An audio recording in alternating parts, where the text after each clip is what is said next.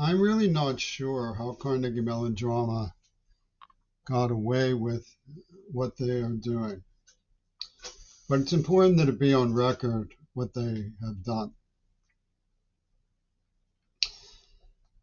I believed at the time that I knew Andrea Swimmer that she was probably with Braunstein because Braunstein had a very powerful habit of using slurs against people.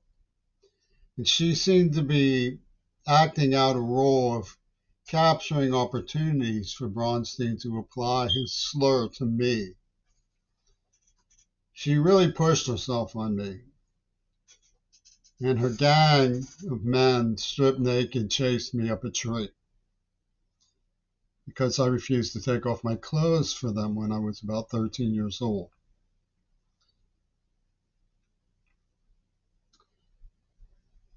We moved to get away from that area, but Braunstein knew Don Ostro, who broke my sister's ribs. Ostro lived just behind the house where Jen Rubin and Susan Klein had their bas mitzvahs. Those were the girls who introduced me to Gail Burston. After we moved, my mother took me out west, but it was when The Exorcist came out, which is named in the letters. So she had The Exorcist on the dining room table and the coffee table in the living room at the time after we moved. She gave me Coney Island of Your Mind for Christmas. So when I say we, I'm talking about our family.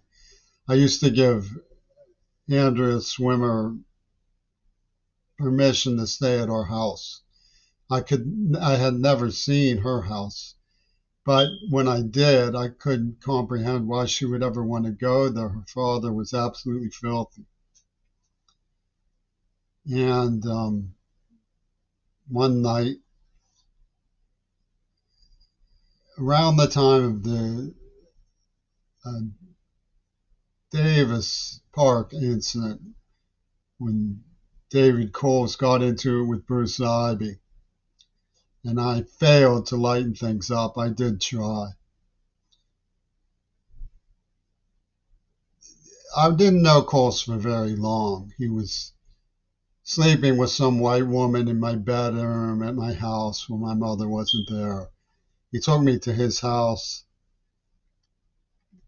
in the basement where I watched Mr. Bojangles on Merv Griffin. And I understand that his mother was nearly killed when the furnace blew up there.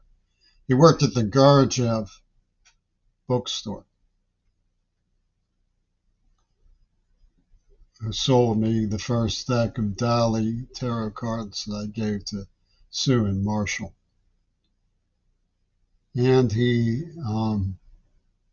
was driving cars for Jewish women. He had a very vicious Japanese girlfriend on Hobart Street.